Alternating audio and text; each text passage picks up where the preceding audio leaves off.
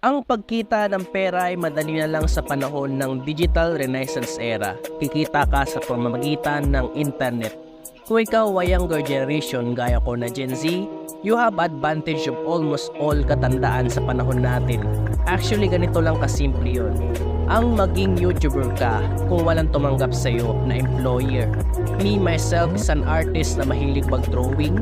Kung mag-a-apply ako magtrabaho, may nakakasakop sa akin na kumpanya na gagawa ng anime.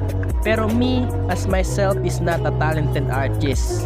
Kaya na-reject ako sa art school nung nagpalit ako ng course. And then na-realize ko na ang pagkita sa pamamagitan ng internet, makakahanap ka ng mga taong nakaka-relate sa akin as audience ko na willing bumili ng produkto ko sa affiliate marketing.